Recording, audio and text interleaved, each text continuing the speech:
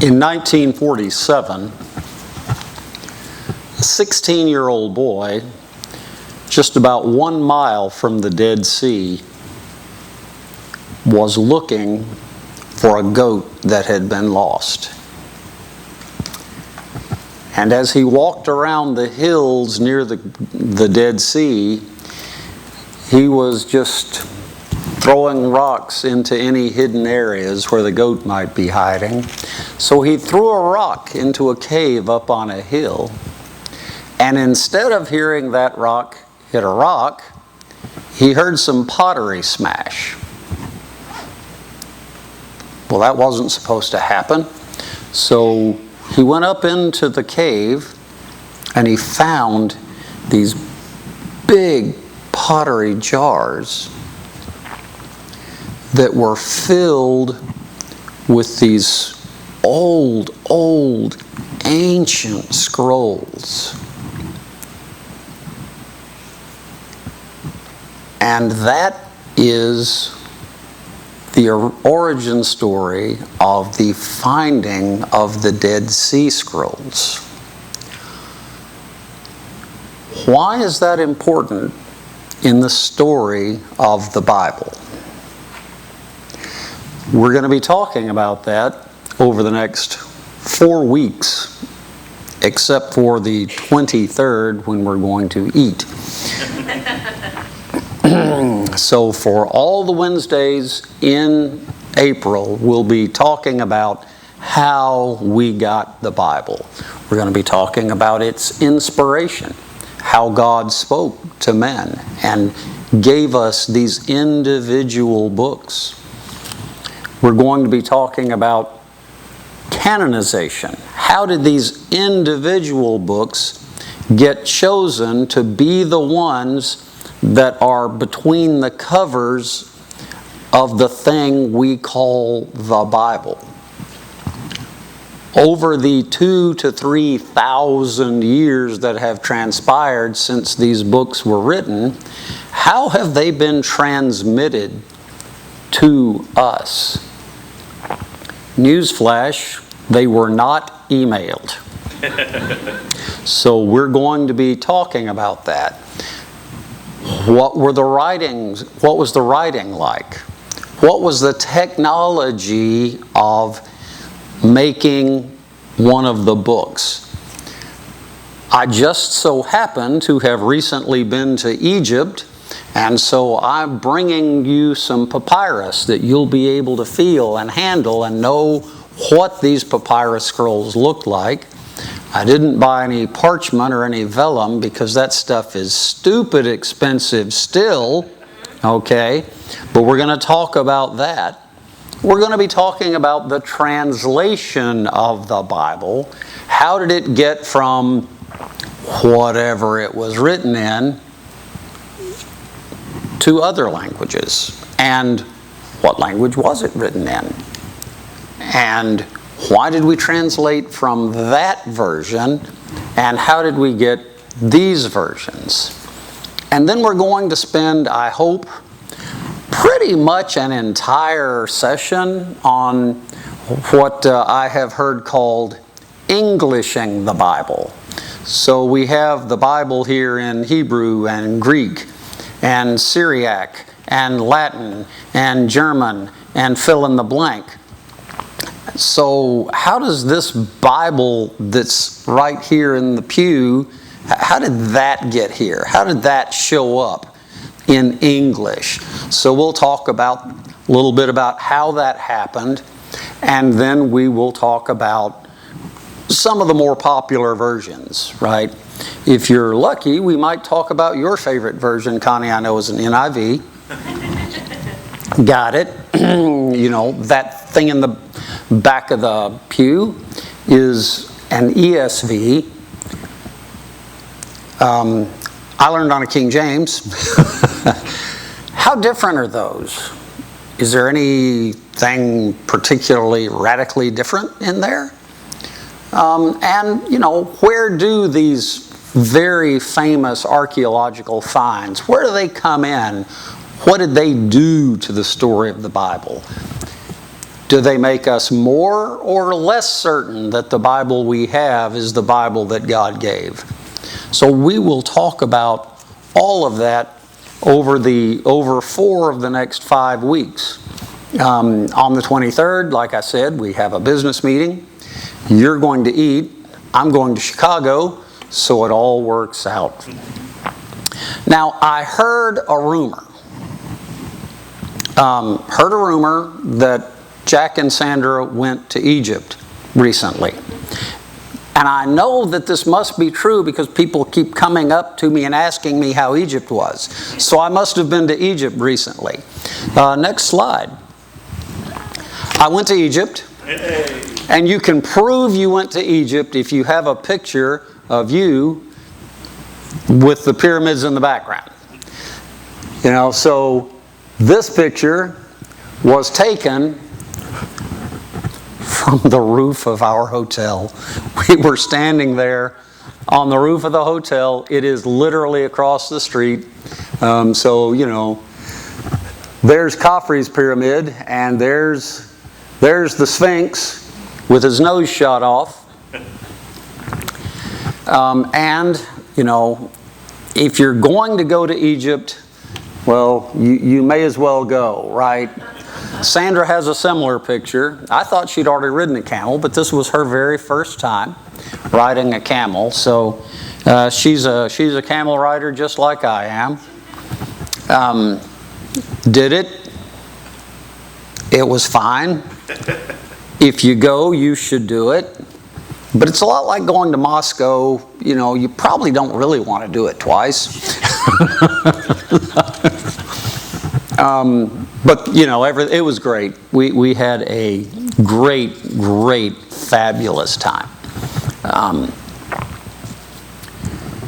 We went with Words of Isa, which is, as you know, the mission organization that I'll be working with starting May the 4th. So here's the deal, right?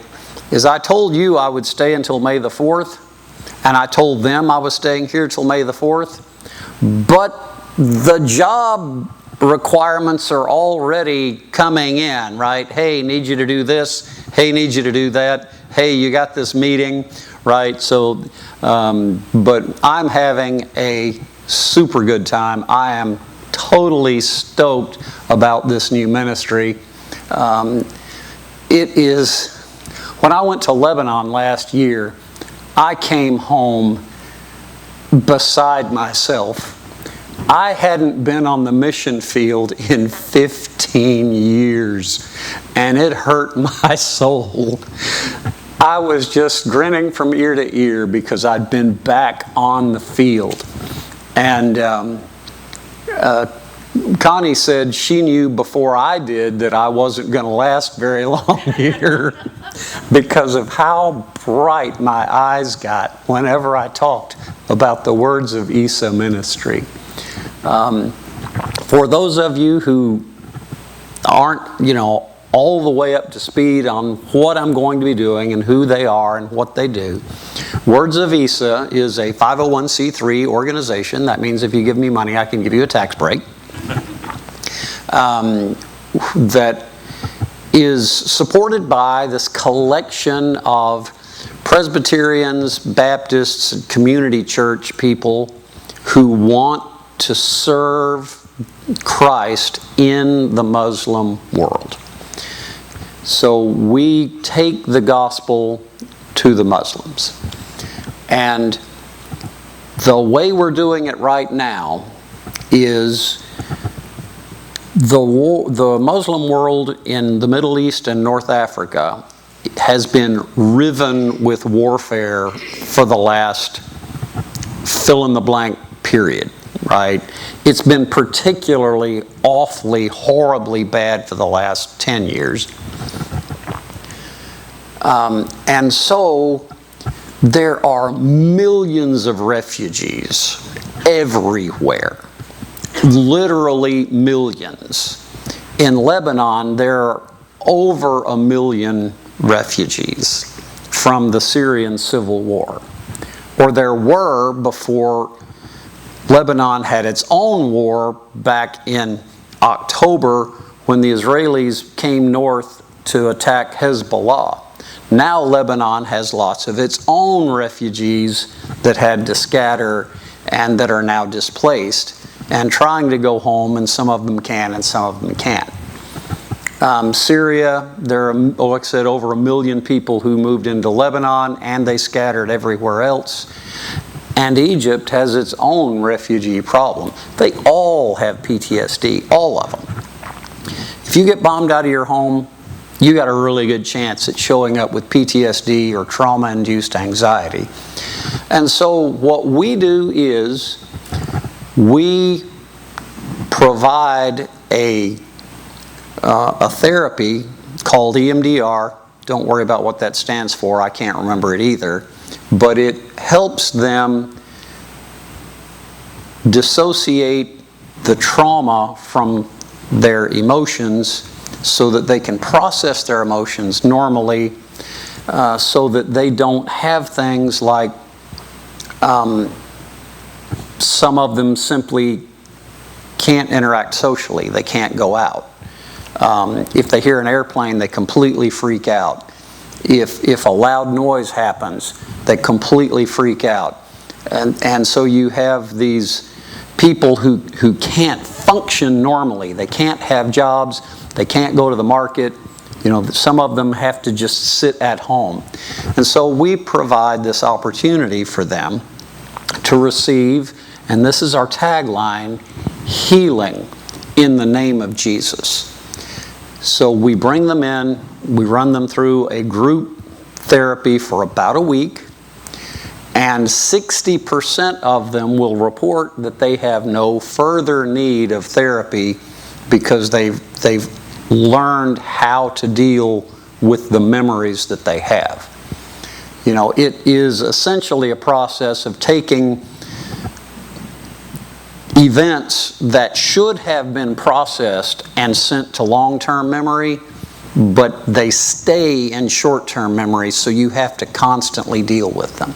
So we do that, and when you have helped someone in the name of Jesus conquer their fears and their trauma, you have an enormous open door to share Jesus with them. So we take them, and those who believe, we send to the church that works with us in whatever city that is, and we have them in Lebanon, in Syria, and in Egypt. And they are baptized and they become normal members of the local church. So that's what we do. And that is how we do it right now. As the needs change, the methods change. But for now, with millions of people who need this, we think that's a good strategy for some years going forward. Now, I said I went to Lebanon back in August and got to understand how Words of ESO works and got to understand about that much of Lebanon. So I wanted to get over to Egypt and see Egypt and understand how Words of ESO works there and understand, and I'm so new at this, right? My understanding, I understand Slavic missions. I was in Slavic missions for 15 years doing missionary work in Ukraine and Russia. But I know nothing about Arabic culture. I don't speak Arabic. I had no real understanding of the culture. And so this was a huge learning opportunity for me and for Sandra to go. And so let me start with you where I had to start, which is, what do you think of when you think of Egypt? Well, next slide. You think about pyramids, right? You think about pyramids. You think about camels. And yeah, we rode the camels. We rode the camels. And the camels tolerated this. That one guy said that this is my favorite camel, which means that I only hate it a little bit. Camels aren't necessarily really nice guys, okay? But you think about pyramids because you have this enormous weight of history all through Egypt, because this goes back to 3000 BC, like 5,000 years ago. There was a thriving, advanced civilization there. And the camels have always been the things that carried the trade. Now it's trucks, but up until recently, they always carried the trade. Next slide. But what else do you think of, right? Well, you think about mummies. And we saw some mummies, lots of mummies. I like this picture of the mummy because it's not too horrific. Lots of the mummies look pretty horrific because their religion, they believed that you had to have a body to go into the afterlife, and you had to have your stuff with you, right? So the more stuff you had, the better your afterlife was going to be. So they mummified themselves and their cats and their dogs. I even saw a mummified crocodile, okay? So you think about mummies. And you think about the Nile River. Talk about hotel shots. That's a shot from outside my hotel room. Just took it through the window there down in Luxor. We had this great hotel right on the Nile. I was suffering for the Lord. I really was. Okay, so you think about the Nile. Egypt is like 500 miles tall, but it's really only about 2 miles wide. Okay, because Egypt is a huge country, but you can only farm about 1 mile on either side of the Nile River. And I mean, I kind of knew that because I went to school, but it didn't really sink in until I went up in a hot air balloon and I looked out over the land. And you kind of expect this transition, a smooth drop off. No, it is a razor sharp line. There is green, desert. I mean, nothing, no transition. You're either where the Nile flooded or you're not. So it's a study in contrast, is Egypt. Enormously rich soil, great agriculture, and desert. But, you know, all those things fit nicely into your concept of Egypt. What else do you think about, next slide, when you think of Egypt? Well, you think about Islam. 90% of Egyptians are Sunni Muslim. 10% of the people in Egypt are Christian. And there's not a lot in between. Okay, if you're something other than Sunni Muslim or Christian, you apparently just don't mention it. So I'm like, okay, well, if I'm going to be working in Muslim missions, I better go to a mosque. So this is a large mosque in Cairo, big famous mosque, and so we went in, and it was the same experience that I have when I go into European cathedrals. It's huge and ornate, and it's filled with tourists taking pictures. Okay, but you know, inside the mosque, there's the area where the imam leads the prayers and gives his sermons, and there's the marker that shows which way to Mecca. Which way to Mecca, so everybody, when they pray, the mosque is built so that it is oriented properly, so that when you face that wall, you're facing Mecca, and there's the marker there. And that's really about all there is to it. There's the marker, which way to Mecca. There are the stairs that go up to the chair where the imam sits and where he stands to deliver his sermons. And there is room for you to roll out your prayer mat and pray. So let's think about some of the implications of what I just said. You probably know in Islam, when you pray, you have to face Mecca. How do you know where that is if you're not in the mosque? If, hypothetically speaking, you're in an airport hotel in Cairo, well, in every hotel you'll see this. It's an arrow that says, and this is kind of funny, Qibla direction. Well, Qibla is an Arabic word that means direction. So it's the direction. This way, this way to Mecca. In our Luxor hotel, it was on the bedside table. In our Cairo hotel, it's on the ceiling there. Everything is oriented toward Mecca. Whether you're praying, or whether you're buying groceries, or whether you're walking down the street, you have to remember at every moment that you are in an Islamic country. 90% Islamic, 90% Muslim. And while Christianity is, strictly speaking, legal, Christians are marginalized and they're obstructed by the government. I don't want to say they're oppressed. I worked in Soviet missions. I know what oppression means. But at every turn, Christians and churches find themselves opposed. Next slide. So we experienced a little bit of this, and I didn't give you that slide. So let me just tell the story. Let me back up.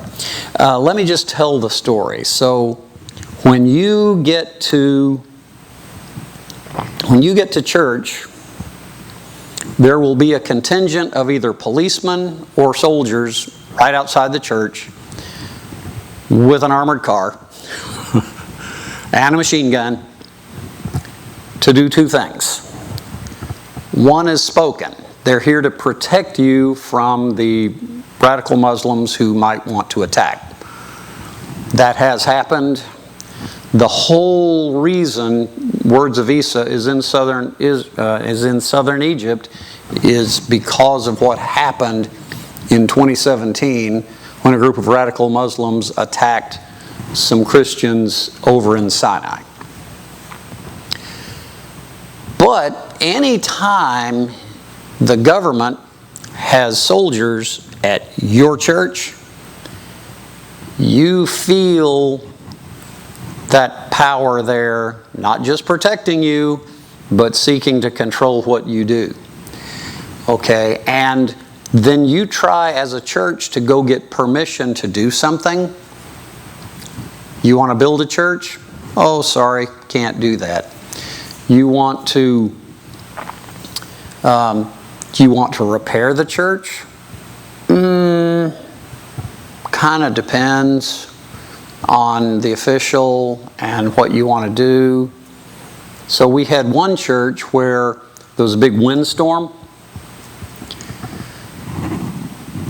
and one of the shutters on the outside got blown off, and the sand from the desert got blown in. So the officials scratched their heads, and the decision was this: you can shovel the sand out of the church, because that's just normal, sweeping. But you can't put the shutter back up, because that would be improving the church, and you can't improve the church. And you can kind of more or less forget, actually building one,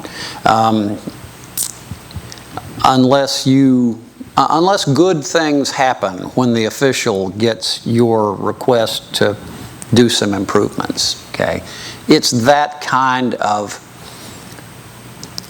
governments intentionally dragging their feet and being obstructionist. Okay, so that's what the Christians there deal with all the time. Next slide. Here's what I want you to remember, though. I don't want you to remember any of that. I want you to remember the people. I want you to remember this. There are 118 million people in Egypt. 118 million. 21 million of them live in the city of Cairo. And that's just a picture of just a tiny little bit of Cairo. It's huge. It's gigantic. It's the number 6 city in the world by population. Sandra and I went down to the souk, to the market, and all 21 million of those people were in the market with us. I mean, it was packed. It was just like 2 days before Ramadan. Everybody's trying to get in there and get everything done. Ramadan's the holy month. And they're trying to get everything done. But I don't really want you to remember that either. Here's what I really want you to remember is, next slide, I want you to remember this guy who was selling beans. And I want you to remember this guy who was making pita bread so that he was supplying the restaurants around in the market. I want you to remember this guy who sold me some myrrh and some frankincense in his little shop and started talking to us and then invited us over to his cousin's shop for tea and to sell us some essential oils. Very warm, open, welcoming, hospitable people. Next slide. We're having a disconnect on slides. I don't want you to remember, back up. I don't want you to remember the big crowds of people, because you don't actually minister to big crowds of people. You minister to him and to him and to him. You minister to individual people, or you're not really ministering. You can preach the gospel and people can get saved. But if you don't take each individual one of those people and minister to them, the seed dies. So remember these people. They're the ones, each individual one, is who Jesus died for. Now, next slide. We did actually go to do some work. We went to do trauma therapy training because this is in the south of Egypt. We left Cairo, which is kind of where the pyramids and everything are, and we flew south about 300 miles to Luxor, and that's where all the famous mummies came from. The Valley of the Kings, the temple at Karnak, all that famous stuff is down in Luxor. And Words of Isa has a network of about a dozen churches down in that area that we cooperate with. And we went and we did trauma therapy training with 3 of them. And the reason for this trauma therapy ministry in the south of Egypt is because just south of Egypt is the country called Sudan. And there is a civil war in Sudan, and there are 1.2 million war refugees who have fled into Egypt.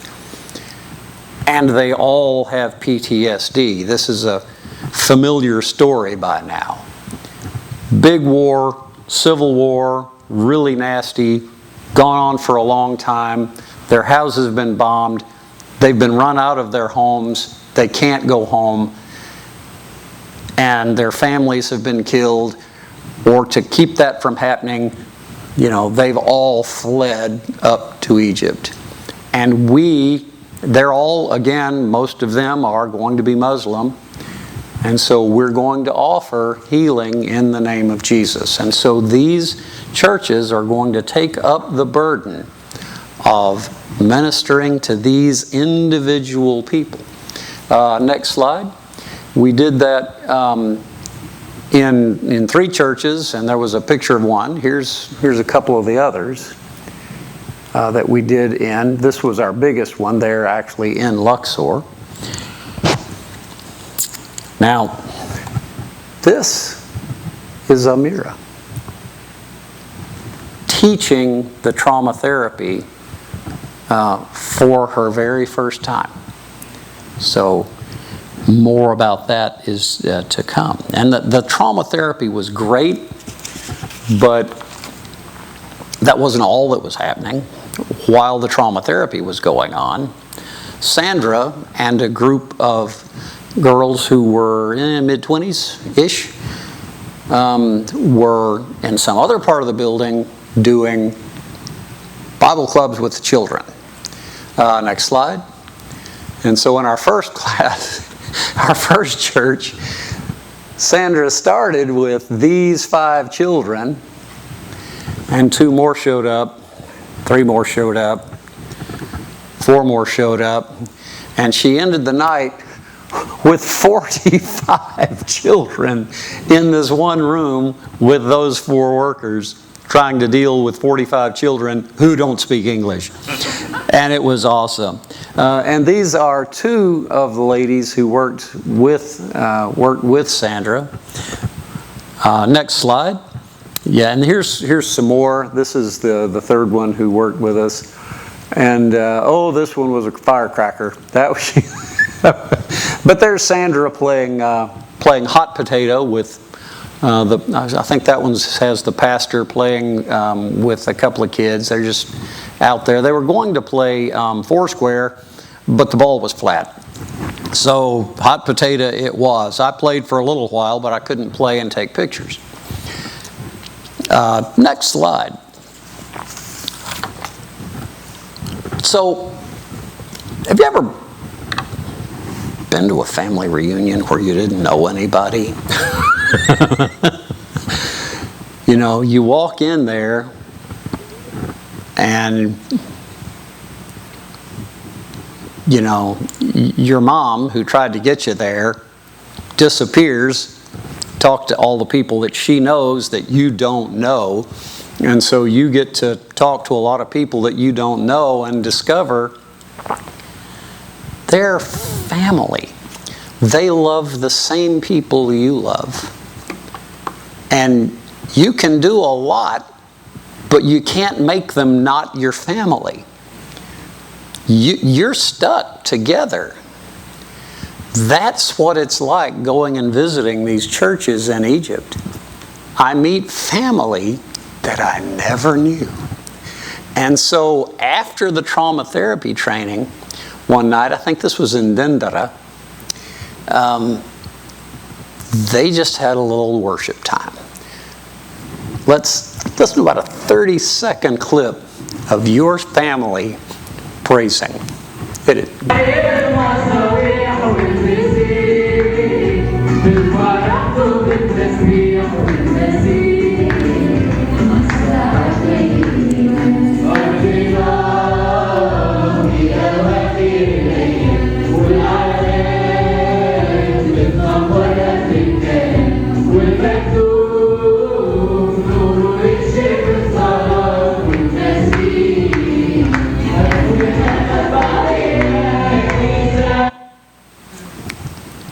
Your family doing what you just did, praising the same God, loving the same people that you love.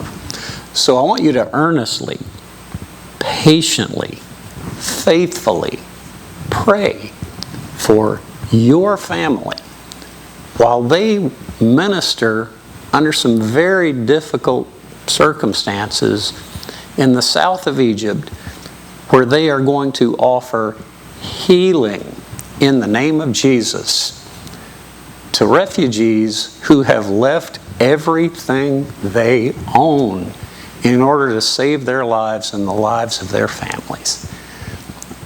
They are acting as a part of the body when you can't be there to do that. Pray for them. Blessings.